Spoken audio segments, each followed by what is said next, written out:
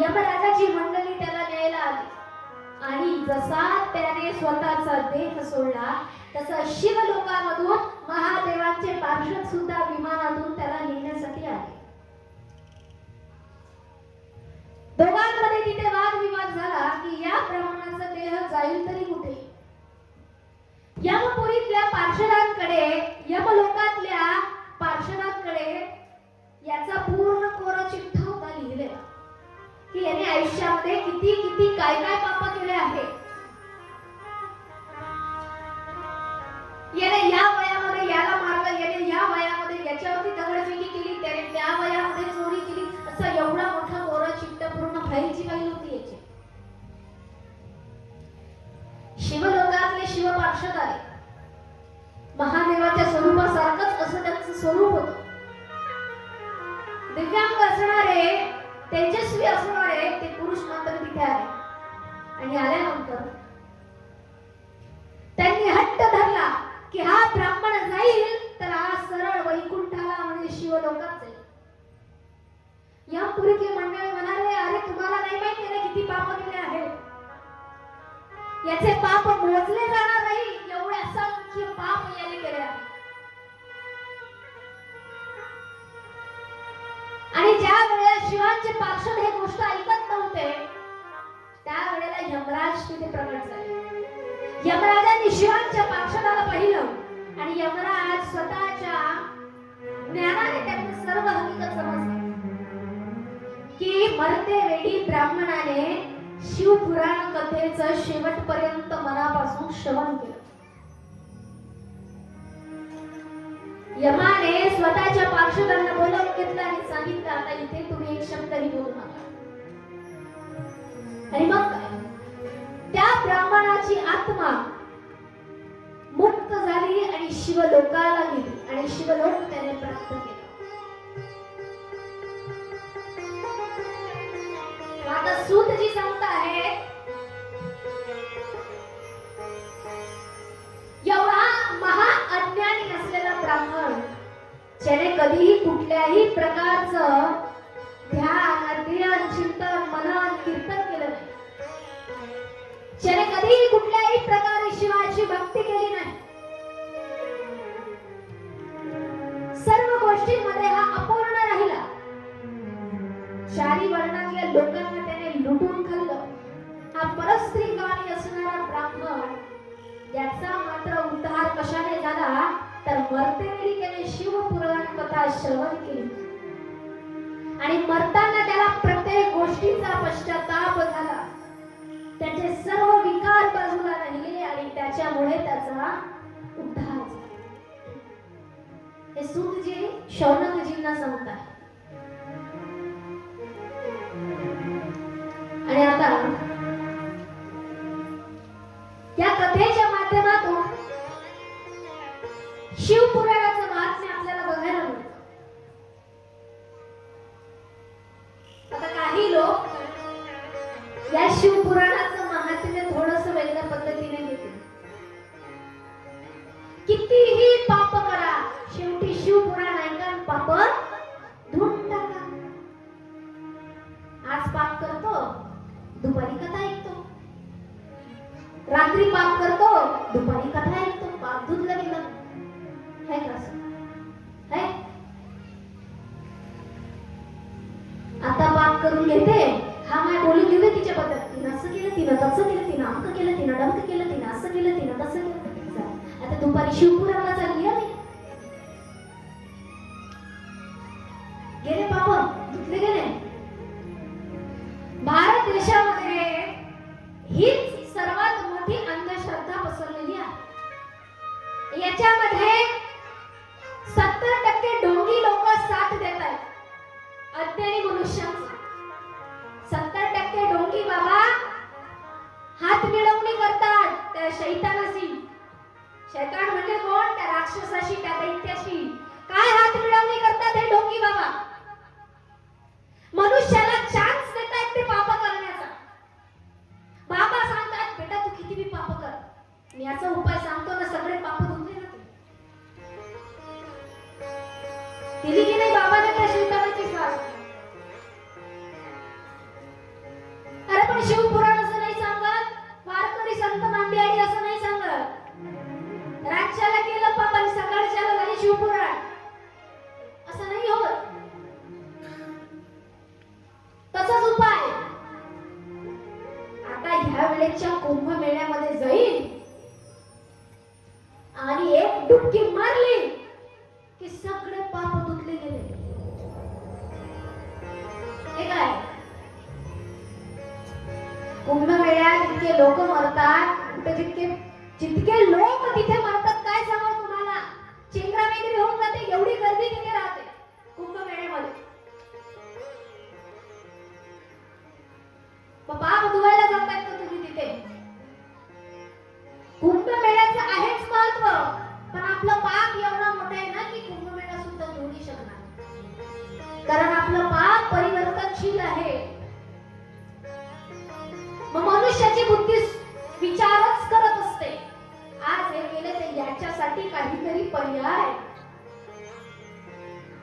मग याच्याने भगवंताची प्राप्ती होत नाही. मग तेव्हा कधीतरी मरताना वयोवृद्ध अवस्थेत प्रश्न पडतो, मी काय नाही केलं, मी हे केलं, मी ते केलं, मी जप केले, मी तप केले, मी काय नाही केलं, मी लोकांना अन्नदान केलं, मी सप्ताह केले, मी तीर्थयात्रा केली, मी वारी केली, तरी मला असं का होतंय, मला तसं का होतंय. कुठेतरी चुकलास ना. आणि तुला होतंय तसं, तुला त्रास होतो याचा अर्थ असा नाही की तू मनापासून केलं नाही. ह्याही आपला गैरसमज. आजारपण देवाला सुटलेलं नाही, हे लक्षात ठेवायचंय. मरण देवालाही सुटलेलं नाही.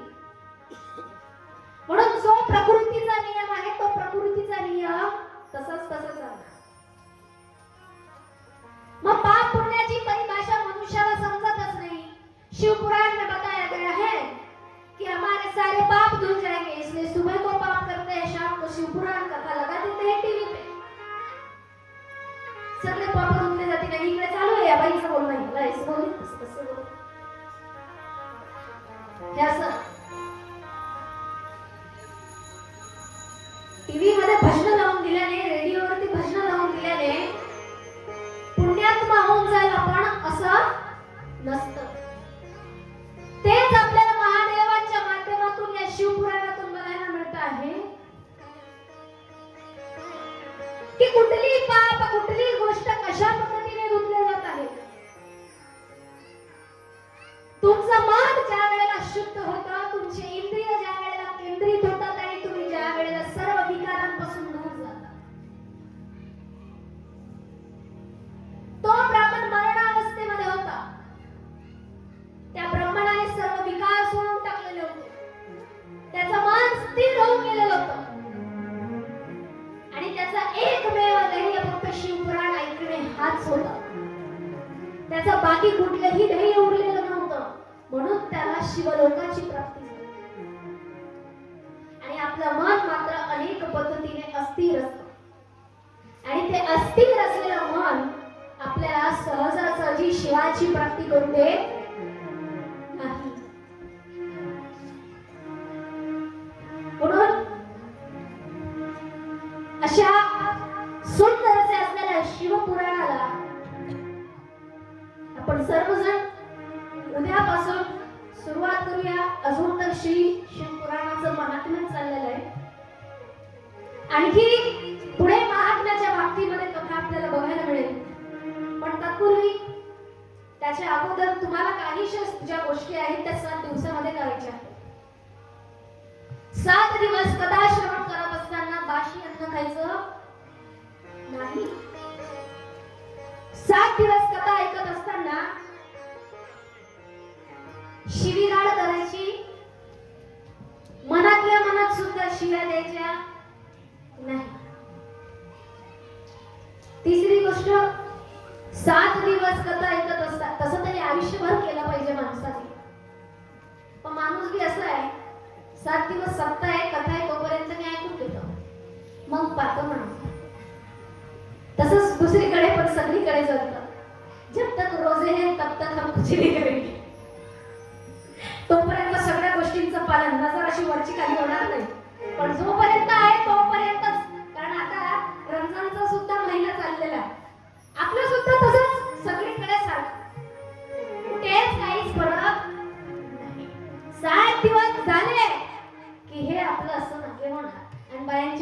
कमरेत खुसते सांग कुणी गेलता रे, तिथून त्या गोष्टीची सुरुवात होते. म्हणून मग करावं तरी काय आपण? 7 दिवस प्रयत्न करूया. मी अगोदरच बोलली, सामान्य मनुष्याला हे शक्य नाही. ज्याला आयुष्यभरासाठी हे करणं शक्य होतं तो साधू आणि संत बनतो. समजलं? ज्याला आयुष्यभरासाठी हे पालन करणं शक्य होतं तो व्यक्ती साधू संत बनतो. आणि ज्याला आयुष्यभरासाठी हे करणं शक्य होत नाही, जो 1 दिवस 2 दिवस 3 दिवस करतो, तो तुमच्या आमच्यासारखा सामान्य मनुष्य आहे. आम्ही 1 दिवस व्यवस्थित वागू, 2 दिवस व्यवस्थित वागू, तिसऱ्या दिवशी आम्हाला आमच्यासारखं वागावंच लागतं. नाही तर दुनिया आपल्याला खतम करून टाकेल.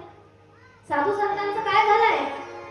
साधू संत कोणालाही अपशब्द बोलणार नाही, त्यांच्या जीवनात राहतील, त्यांच्या रंगात राहतील.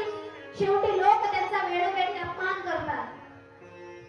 तुकोबरायांना काय करावं लागलं? तुकोबरायांच्या अभंगांच्या वया पाण्यामध्ये बुडवण्यात आल्या. तुकोबरायांनी सगळ्यांना सगळे कर्ज माफ करून टाकले. तरी तुकोबरायांना समाजाने काय केलं? अवहेलना केली. त्यांच्या पत्नीने त्यांची अवहेलना केली. काळजी पण तिनेच घेतली, पण तरी सुद्धा बोलले ना, काय तुझं संसारात ध्यान नाही, तुझं आमच्याकडे लक्ष नाही. मग तुमच्या आमच्यासारख्या सामान्याला हे प्रत्येक वेळेला करणं शक्य नाही, पण प्रयत्न करूया. 7 दिवस बाशी अन्न सेवन करायचं नाही. 7 दिवस जास्त चविष्ट गोष्टी खाण्याच्या लोभामध्ये पडायचं नाही. मला प्रत्येक वेळेला कथेमध्ये असताना लोक मनापासून त्यांची आस्था असते म्हणून विचारतात, आई साहेब तुम्हाला काय आवडीचं आहे, तुम्ही काय खाणार? तर मला बाबांनी पण विचार, तुम्हाला जे आवडते तुम्ही ते सांगा. मी त्यांना काय सांगावं की ज्याची मला खूप जास्त अभिलाषा आहे ती गोष्ट मला 7 दिवसात नकोच. त्या 7 दिवसामध्ये त्या सगळ्या गोष्टी दूर असतात, नकोच. मनुष्य त्या गोष्टींच्या लोभात पडत ना. मग बाबा आमच्या समोर ठेवलंय, हे ठेवलंय, ते ठेवलंय, हे खा, ते खा, हे खा. आम्ही वैराग्य कसं शिकवणार?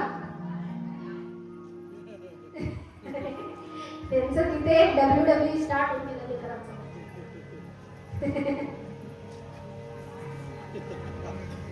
चला इथे ध्यान द्या.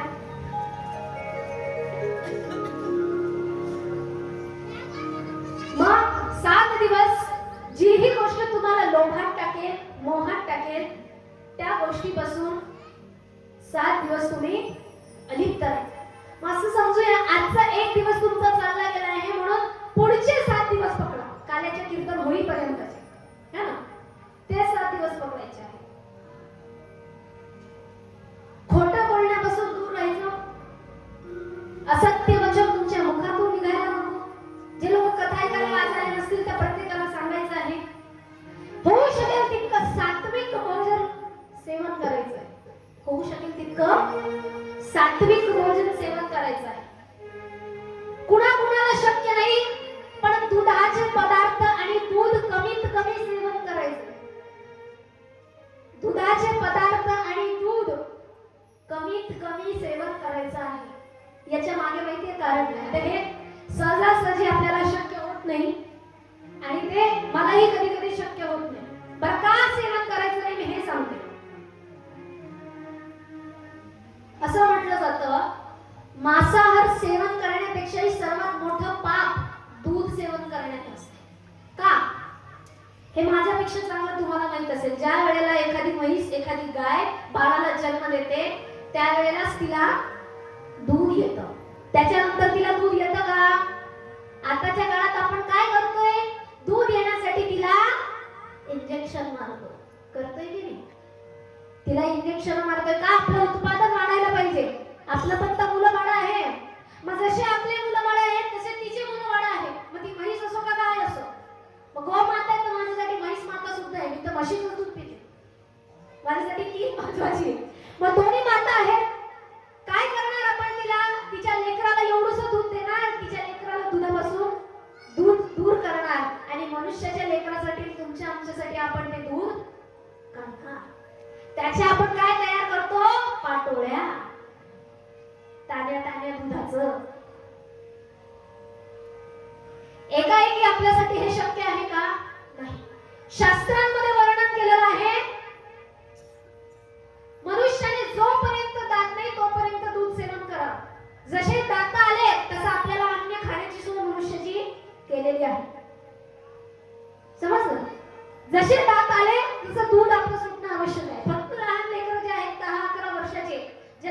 प्रोटीनची आवश्यकता आहे, कॅल्शियमची, त्यांना पाजली ती गोष्ट वेगळी.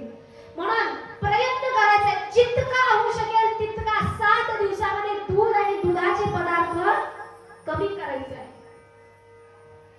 जितके कमी करू तितकं आपल्यासाठी चांगलं आहे. प्रयत्न फक्त जास्त नाही झाले तरी चालतील, पण एक हा प्रयत्न असेल. चहाशिवाय तर आपलं होत. डोकं दुखलं चहा पाहिजे, पोट दुखलं चहा पाहिजे, कामात जायचंय चहा पाहिजे, झोप लागत नाहीये चहा पाहिजे, झोप लागते चहा पाहिजे. ही आता सध्या आपली सवय होऊन गेलेली आहे. म्हणून चहा तुमच्यासाठी एक ऑप्शनल ठेवूया. बाकी दूध दुधाचे पदार्थ आपण 7 दिवसासाठी कमी करूया. त्यानंतर सर्वात महत्वाचं अनुष्ठान असं, सकाळी उठून ज्या पद्धतीने 3 वेळेस आपण ओंकार केलेला आहे तसं सकाळी प्रत्येकाने उठून ज्याही वेळेला उठा, तुमचा जो वेळ असेल त्या वेळेला उठायचं आहे आणि 3 वेळेला उठल्याबरोबर ओंकार करायचा आहे. रोज सकाळी 3 वेळेला ओंकार, प्रत्येकाच्या घरातून आवाज आलाच पाहिजे. अशा पद्धतीने ओंकार हे 7 दिवस तुम्ही सर्वात महत्वाचं अनुष्ठान म्हणून करायचं आहे. आणि तुमच्या शरीराला स्वस्थ ठेवण्यासाठी किती लोक आहेत जे सकाळी उठल्याबरोबर गरम पाणी पितात? सकाळी उठल्याबरोबर गरम पाणी किती लोक पितात? कोणीच नाही. सर्वात पहिला नियम, सकाळी उठल्याबरोबर पहिले गरम पाणी प्या. 1 ग्लास, कडक नाही, कोमट पाणी का असेना, गरम पाणी प्या. गरम पाणी पिल्यानंतर मग 3 वेळेस ओंकार करा आणि मग तुमची पुढची दिनचर्या सुरू करा. तुमचं शरीर जर स्वस्थ राहणार नाही तर तुम्ही भक्तीसाठी तत्पर कसे राहाल? आज आपण 1 तास बसलोय, 1 तास, उद्यापासून 3 तास, उद्यापासून 3 तास बसलो. म्हणून या नियमाला आपण सुरुवात करूया. आज आपण महादेवाचं, या कथेचं, शिवाचं महात्म्य बघितलं. आणखी उर्वरित महात्म्य आपण उद्या बघूया. उर्वरित महात्म्य बघताना उद्यापासून आपण काहीशे पात्र देखील करणार आणि ते पात्र म्हणजे असे, कुणीतरी आपण आपल्याच मधला व्यक्तीला शिव बनवू, कुणाला पार्वती, कुणाला नारद. तर अशी मंडळी जी असेल ते आपल्या आयोजकांनी संपर्क आपल्या अक्कासाहेबांशी साधायचा आहे. पुन्हा मी पहिलाच दिवस आहे म्हणून परिचय करून देते. माझ्या आई इथे उपस्थित आहेत, ज्यांना गरम होत आहे, ज्या माझ्या गुरु आहेत त्या देखील इथे उपस्थित आहेत. त्याचबरोबर माझ्या मोठ्या बहीण उपस्थित आहेत, अक्कासाहेब. त्याच इथे पात्र बनवणार आहेत. पात्र याच्याकरता असतात, खरं तर कुठल्याही कथेमध्ये कुठल्याच प्रकारचं पात्र नको हवं, पण आपण पात्र का बनवतो? कुणालाही मध्ये झोप यायला नको. आपल्याला अनेक प्रकारची जी कलाकृती आहे ती बघायला मिळायला हवी. या पद्धतीने आपण पात्र बनवतो. नाही तर मला स्वतःला पात्र कुठल्याही कथेत नको असतात. पण मग मनुष्याचं कॉन्सन्ट्रेशन पॉवरच कमी आहे, आपलं मन चंचल आहे. म्हणून मनाला स्थिर करण्यासाठी आपण ते पात्र असणं आवश्यक आहे. त्याचबरोबर आमच्या सोबत आमचा बाळासाहेब आहे, ज्याला आपण चालूच आपल्या गावातल्या छोट्या बाळासाहेबने पकडून मारलेले, तो देखील इथे आमच्या सोबत उपस्थित आहे. बाळासाहेब रामकृष्णारी कर, रामकृष्णारी. चला, मार खाल्ला तर अपमानित वाटतंय थोडं, म्हणून काही करू शकत नाही.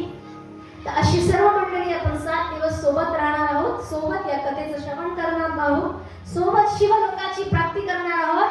शिव हा जो अजन्म आहे, मी पुन्हा शब्द करेल, वापरेल, उपयोग करेल. अजन्म शिव मूर्तीत नाही, कुठल्या लिंगात नाही, कुठल्या एका गोष्टीत नाही, दगडात नाही, सोन्यात नाही, चांदीत नाही किंवा पारस मध्ये नाही. शिव हा चराचरामध्ये आहे. म्हणून 7 दिवस चराचरामध्ये असणाऱ्या प्रत्येक व्यक्तीशी प्रेमानेच वागायचं, प्रेमानेच वागायचं आहे. कुणाच्याही प्रती द्वेष बाळगायचा नाहीये.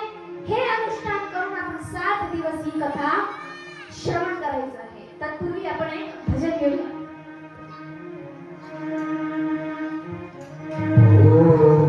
ओम नमः शिवाय जपो ओम नमः शिवाय ओम नमः शिवाय जपो ओम नमः शिवाय ओम नमः शिवाय जपो ओम नमः शिवाय ओम नमः शिवाय जपो ओम नमः शिवाय नमः शिवाय पावल्या पावल्या शिवाय ओम नमः शिवाय जपो ओम नमः शिवाय हर हर महादेव शिवाय जपो ओम नमः शिवाय ओम नमः शिवाय जपो ओम नमः शिवाय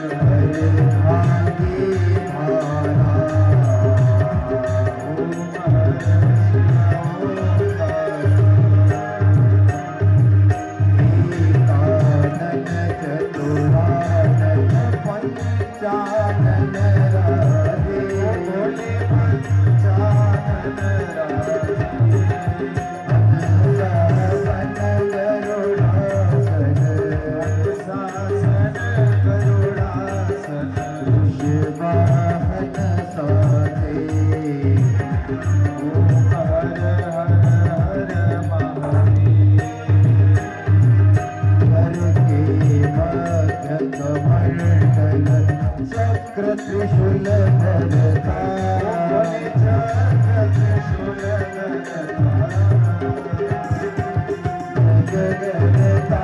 जगता